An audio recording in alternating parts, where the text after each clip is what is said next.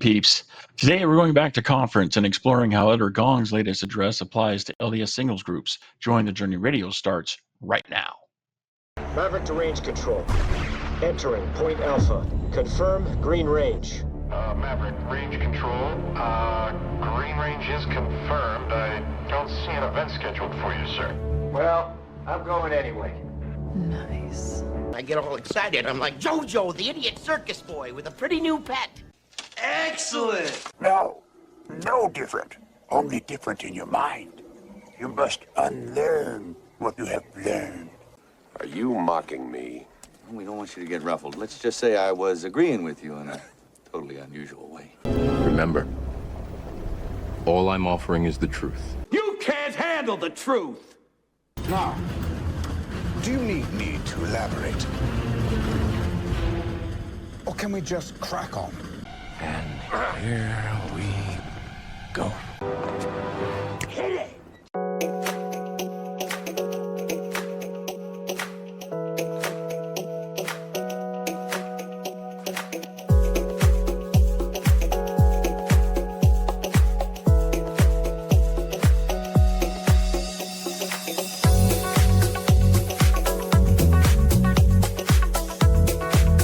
Welcome to the infusion of positive energy into the lives of single Latter-day Saints everywhere. This is Joy in the Journey Radio. And welcome back, peeps, to the wonderful, splendiferous, joyous episode of Join the Journey Radio. I am Lance, your host for Join the Journey Radio, and this is episode number 428.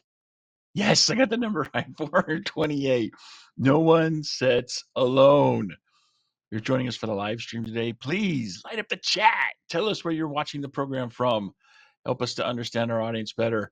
And if you are watching the video sometime after the live stream, then what the holy Hebrew, hey, were you not doing in the live stream? What was so much more important than this program? Seriously. Just kidding, you peeps. We welcome you all. Come as you are, come when you will. We welcome you all. So if you're watching the program after the live stream, you're watching it on a video on one of our social media channels. So please drop that comment down below. Drop that comment down below. Let us know where you're watching the program from. That will help us with the algorithms to push our content out. Pushing it out to help more Latter-day Saint singles everywhere. All right, peeps. It's time to go back to conference, and given we've only got one more trip back to conference before the next one happens live, right? So we've got today and we've got one more, which is going to be the week before General Conference. And that program, of course, is always dedicated to reviewing what the prophet said in the last General Conference so that we can prepare ourselves for the new sessions of General Conference. And so this is it, peeps. We've got one more trip back to conference, and I wanted to make sure that we fit in Elder Garrett W. Gong's most recent address entitled "No One Sits Alone," because it's so very applicable to LDS singles. I mean, how many of us LDS singles are sitting alone, especially if we're attending a geographic ward? I mean, many LDS singles who attend a singles ward are also sitting alone. Perhaps not physically, although some are physically sitting alone in a singles ward. But it may not always be the case that they're sitting alone physically. I recall multiple experiences from the last singles ward that I was a member of. And, in that ward, I felt very alone emotionally. So there are more ways to sit alone than just physically. And that's not something that should exist in our LDS singles groups. So let's dig into this. Elder Gong begins his address with a brief discussion of culture and fortune cookies, which surprisingly are not Chinese but American in origin. It's like, when you like hear the audible whoo, it's a surprise in the audience when he announces that they're not really Chinese, they're American. He discusses the growth of the church, how there's people from 195 different countries and territories speaking 125 different languages. They come together inside the body of the church. And within the context of that great breadth of diversity in church membership, Elder Gong then begins to transition into the main theme of his address. Let's see if I can pull this up here because I never organize these things in order. So let's see here. Just cut one. Here we go. In the parable of the Good Samaritan, Jesus invites us to come to each other and to him in his inn, his church. He invites us to be good neighbors. The Good Samaritan promises to return and recompense the care of those in his inn. Living the gospel of Jesus Christ includes making room for all in his restored church. The spirit of room in the inn includes no one sits alone. When you come to church, if you see someone alone, will you please say hello and sit with him or her? This may not be your custom. The person may look or speak differently than you. And of course, as a fortune cookie might say, a journey of gospel friendship and love begins with a first hello, and no one sitting alone. Now, I have to say this right here now, peeps. How many times do we sit and listen to a general authority speaking, hear what they say, not in agreement, and then we just keep doing whatever it is we were doing?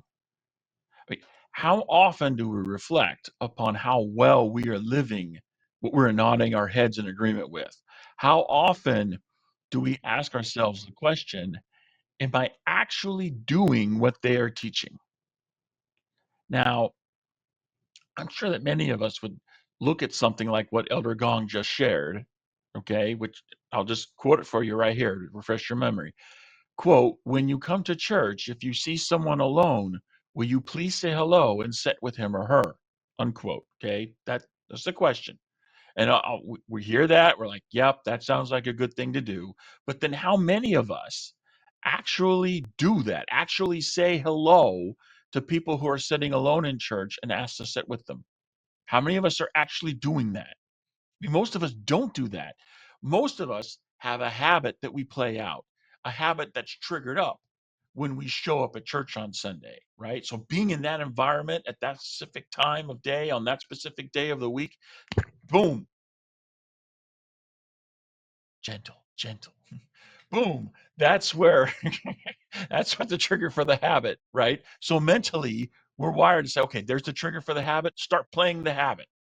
And that habit is we generally go into the chapel, find the same seat that we sat in last week or the week before, the week before, the week before that, and we sit through the meeting. That habit that we have does not include sitting next to people who are sitting alone. We say that would be good to do, and it is good to do, but then that knowledge is not translating into action, right? Because it's not a part of our habit. We keep on keeping on with old habits that don't include that thing we acknowledge would be good to do. So there's something is getting lost in translation here. And that applies just as much to singles activities as it does to sacrament meetings, as much to our singles groups as it does to our local wards.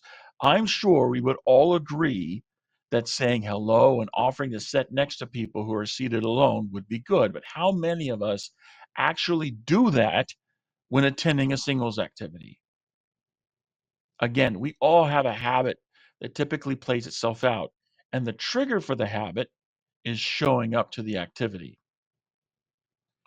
My observations of LDS singles as I've lived in various parts of the United States over the past 30 years, it shows a typical pattern, right? People usually find others within their small group of close friends, and they all hang out around them, around each other.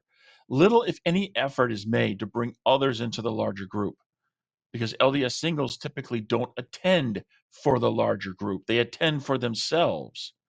They aren't there to fulfill an agenda of building community among the other LDS singles in their group. Rather, they are there to fulfill their own personal agenda.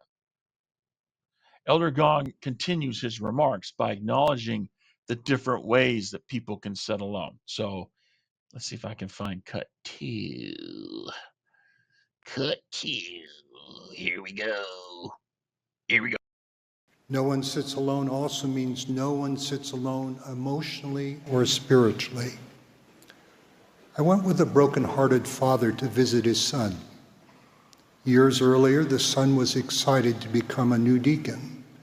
The occasion included his family buying him his first pair of new shoes. But at church, the deacons laughed at him. His shoes were new, but not fashionable. Embarrassed and hurt, the new deacon said he would never go again to church. My heart is still broken for him and his family. On the dusty roads to Jericho, each of us has been laughed at, embarrassed and hurt, perhaps scorned or abused. And with varying degrees of intent, each of us has also disregarded, not seen or heard, perhaps deliberately hurt others. It is precisely because we have been hurt and have hurt others that Jesus Christ brings us all to his end. In his church and through his ordinances and covenants, we come to each other and to Jesus Christ. We love and are loved, serve and are served, forgive and are forgiven. Please remember, earth has no sorrow that heaven cannot heal. Earth burdens lighten, our Savior's joy is real. You know, peeps, I get really frustrated when I see and hear all these singles who think that a singles ward is the solution to their problems. They think if only they could be part of a singles ward, their needs would be met. My own experience says that's not necessarily so, because I was a member of several singles wards and I wasn't always welcome in each one. Sure, no one turned me away. No one told me I couldn't come to sacrament meeting. No one told me I couldn't come to the different activities that were held during the week. But there is a big difference between being tolerated and being loved. The spirit of no one sits alone that Elder Gong conveys in his address seems more aligned with accepting every single soul into the group, pun intended, a group that shares a sense of community rather than accepting that people who aren't going to fulfill our personal agenda are just going to be in our general vicinity and we just have to tolerate it. Now, think about that last line from Elder Gong. Okay, I'll give it back to you again because I know some of your memories are short. Like you're so filled up you get so filled up on looking for that social media dopamine high that your attention span is near zero. So you don't have that much short-term memory. So we love you too. So I'm going to give you the quote, and I want you to think about what he said here. Quote, "We love and are loved, serve and are served, forgive and are forgiven." Is that true? Do we really experience that in our LDS singles groups? Is that what we find when we attend singles activities? In my experience, LDS singles come to an activity to show love for people who meet their personal agenda. But often, they feel loved only if they're connected with the right people. LDS singles do come together to serve, but usually the service projects that are planned and implemented are designed to serve someone outside the singles group. I have never seen LDS singles gather to serve one of their own. So while people may gather to serve, they don't gather to be served. And forgiving and being forgiven? Now, now you're in pipe dream territory. If there is anything requiring forgiveness in either direction, people typically disassociate themselves from the group and just stay away.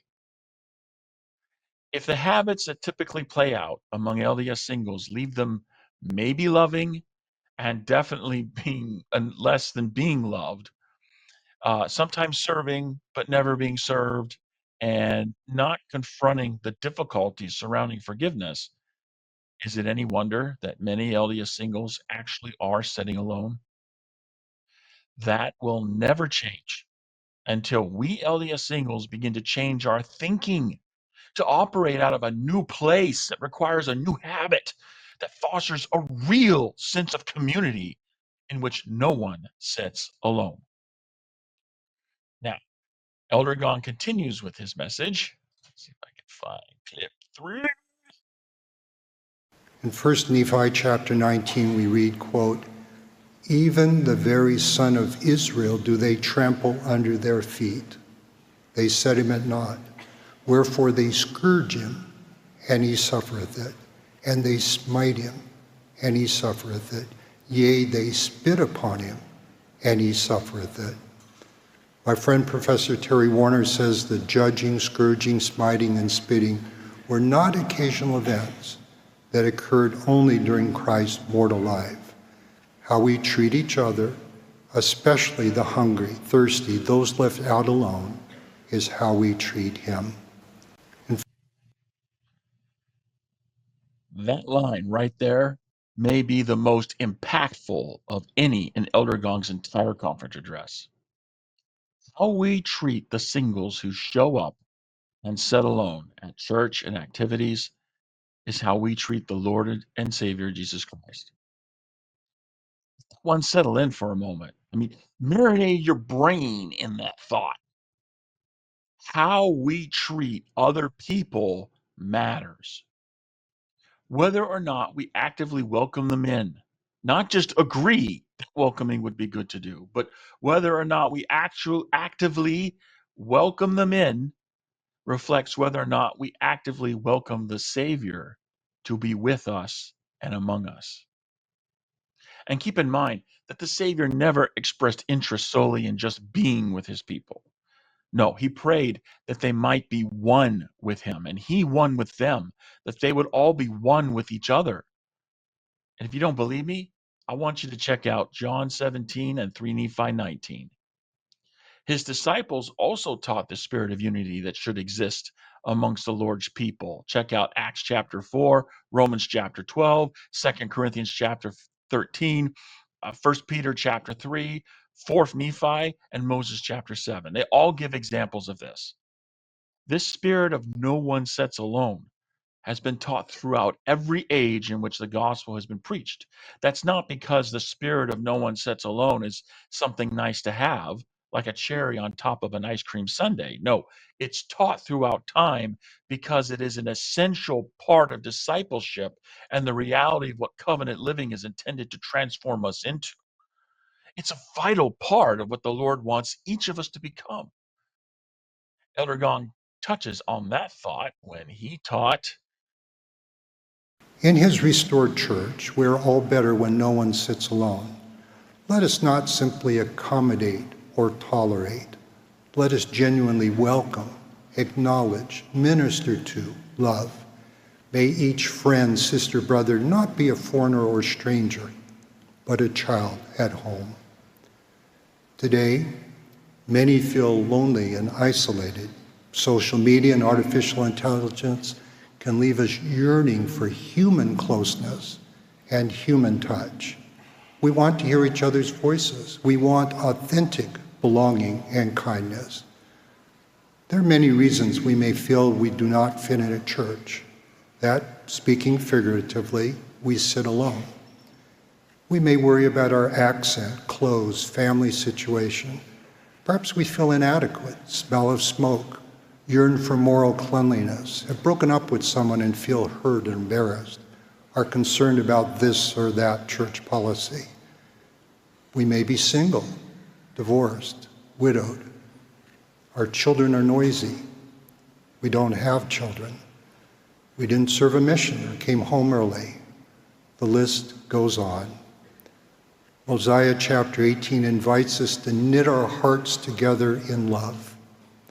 I invite us to worry less, judge less, be less demanding of others, and when needed, to be less hard on ourselves. We do not create Zion in a day, but each hello, each warm gesture brings Zion closer. Let us trust the Lord more and choose joyfully to obey all his commandments. In his Now, I agree that the changes we LDS singles need to make to incorporate this spirit of no one sets alone fully into our singles groups will not happen overnight. Elder Gong and I are in complete agreement there. But, real change happens with each small step we take.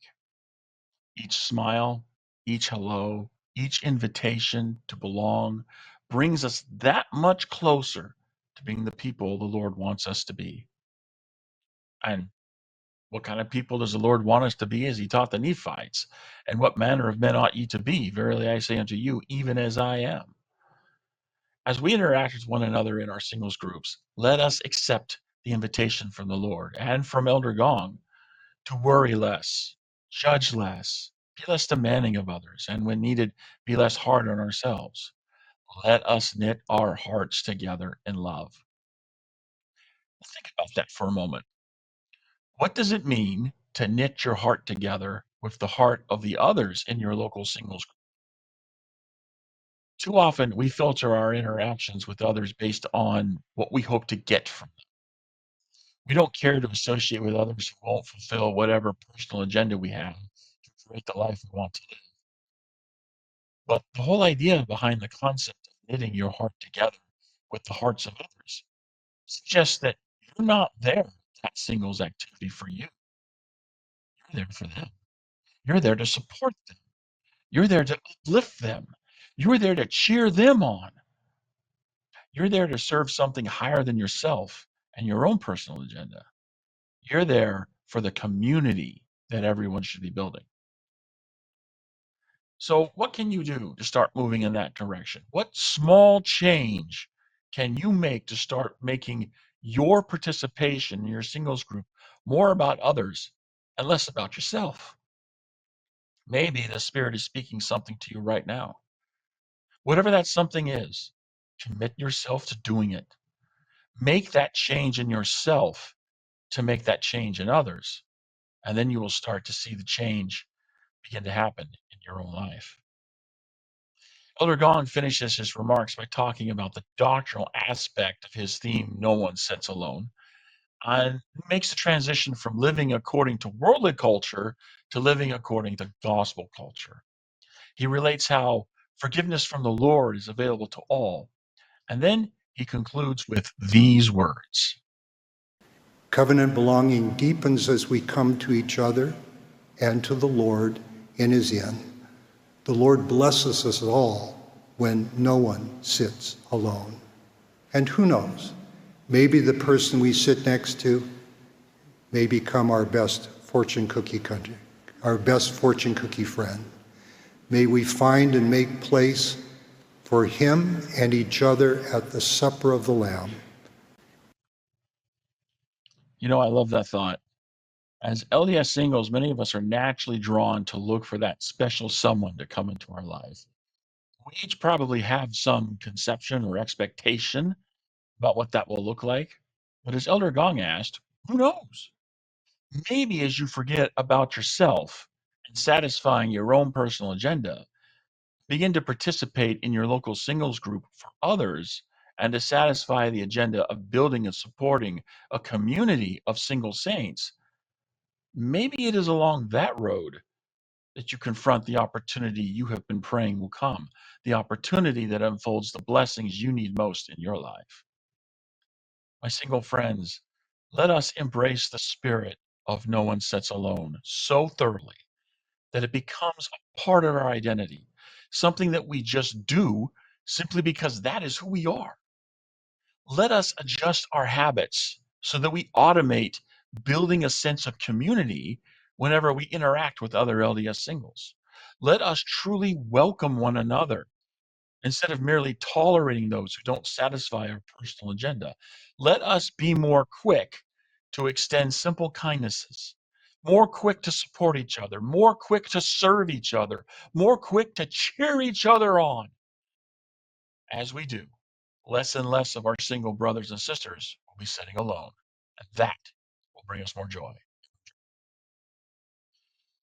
Well, peeps, that's all we have for this episode of Join the Journey Radio. Thanks to all of you for joining in. Let's check the chat, see if anyone had anything to say. Wait for you to light up the chat. Oh, but it's hard to light up the chat when I don't even connect it up. Okay, peeps, that one's on me. I mean, just like light up the chat. You can't even put anything in the chat. It'll light it up. I gotta connect it first. So my bad, peeps. So if you do have something to say about this episode of Join the Journey Radio, please, find the video after the fact and just, put your comment there on the video. That'll also help us with the algorithms. So hey, it's not total loss. And yeah, it'll help us out with the algorithms. If you have, a topic or an idea that you'd like to see us address for a future episode of Join the Journey Radio, then by all means, feel free to, leave a comment, send that on to us. If you, have some, personal challenge that you'd like to help us, you would like us to help you address, then please, go ahead, leave a comment. And if it's something that's just a little too personal, you feel a little, uncertain about it, or you're just plain, the, you know, picture perfect definition of introvert, just go to our website at jointhejourneyradio.com and you can watch where you go to watch the live show and, chat during the program, assuming that I connect the chat.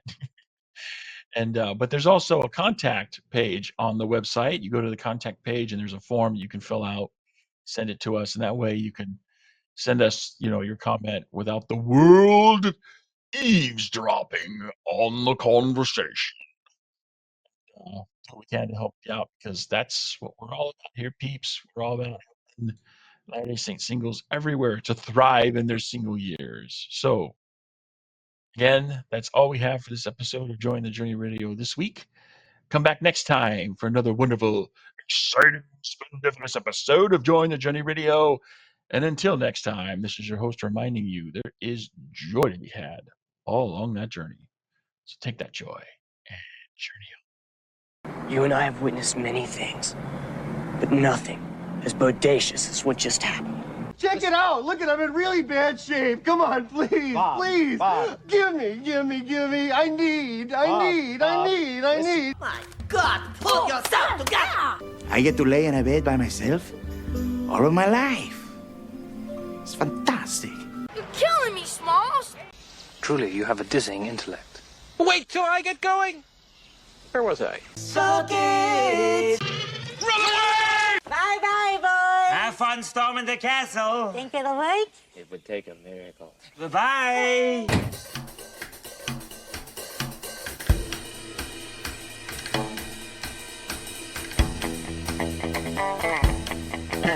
Yeah, we did it. We did it. Come on. Give me some. Give me some. Give me some. Give me some of that. Yeah. Woohoo! I will see you cats on the flip-flop later.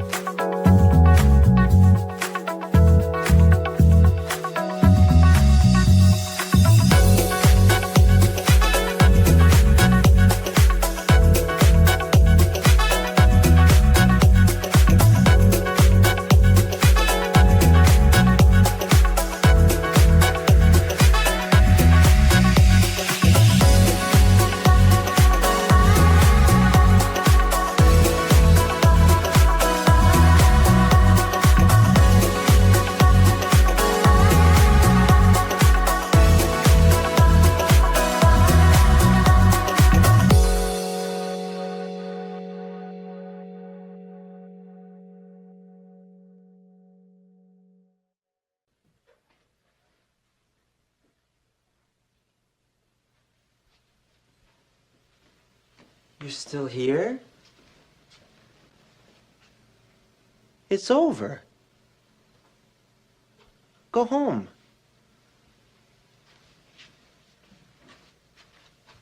Go.